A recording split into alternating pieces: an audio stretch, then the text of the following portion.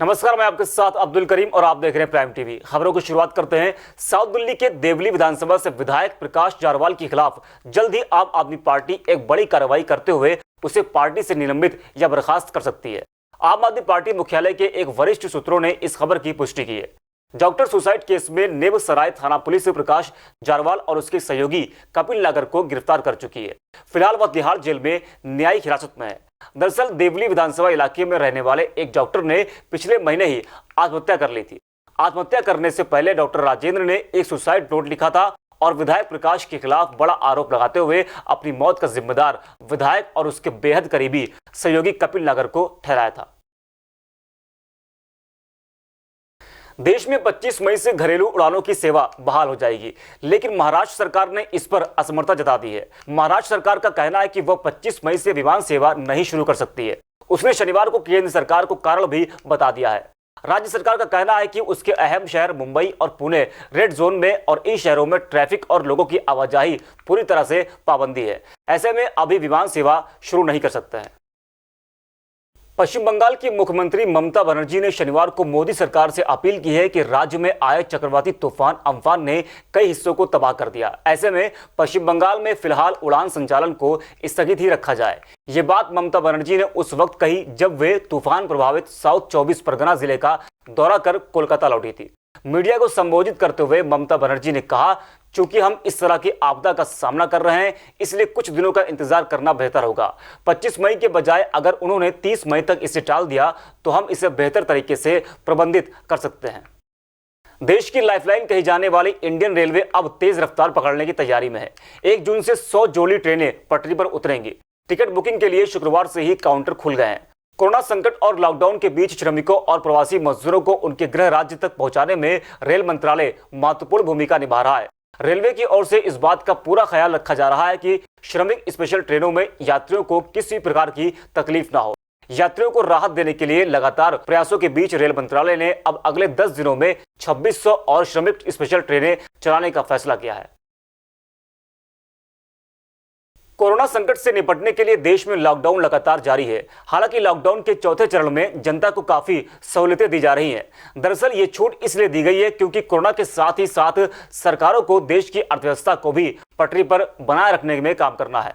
इसी क्रम में उत्तर प्रदेश की योगी सरकार का एक नया आदेश आया है, जिसके तहत अब सोमवार से राज्य में सभी सरकारी दफ्तर 50% स्टाफ के साथ खोले जाएंगे। सरकारी दफ्तरों को 50% कर्मचारियों के साथ खोलने का यह आदेश राज्य के मुख्य सचिव आर.के. तिवारी ने जारी किया है।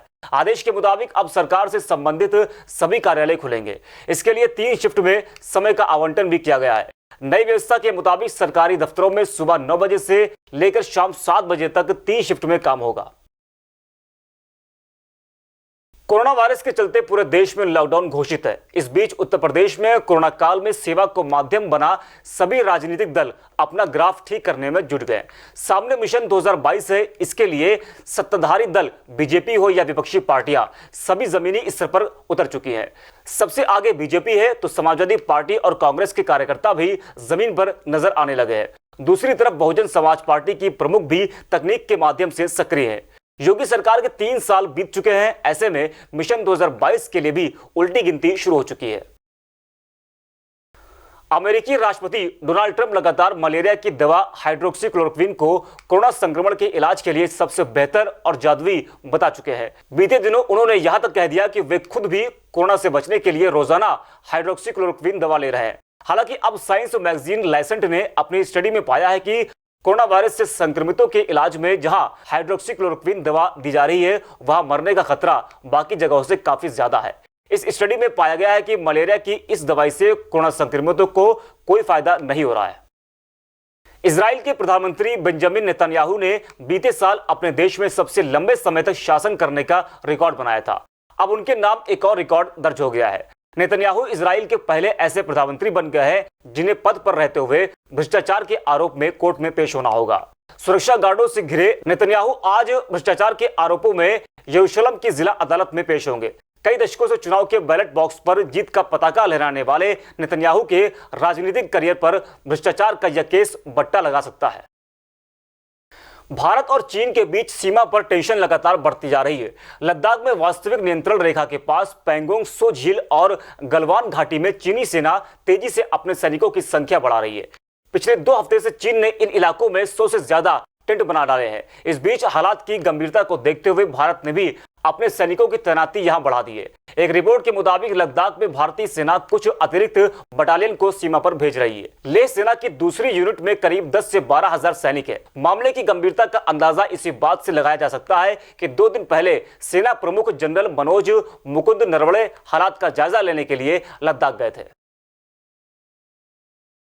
अमेरिकी राष्ट्रपति डोनाल्ड ट्रंप कोरोना संक्रमण को लेकर चीन पर लगातार हमलावर बने हुए हैं। चीनी स्टॉक मार्केट से अरबों डॉलर के अमेरिकी पेंशन निधि निवेश को वापस लेने के ऐलान के बाद अब अमेरिका चीन की ऐसी 33 कंपनियों और संस्थाओं को ब्लैकलिस्ट करने जा रहा है जो कथित रूप से चीनी सेना के साथ जुड़ी है। ट्रंप लगातार आरोप लगा रहे हैं कि कोरोना वायरस न सिर्फ वुहान की लैब से पैदा हुआ बल्कि चीन ने जानबूझकर इसे दुनिया में फैलने दिया। अमेरिकी वाणिज्य मंत्रालय ने एक बयान में कहा है कि 7 कंपनियों और 2 संस्थानों को ब्लैकलिस्ट में डाला गया है क्योंकि वे उइगर और अन्य लोगों के मानवाधिकारों के हनन के चीनी अभियान से जुड़ी थी।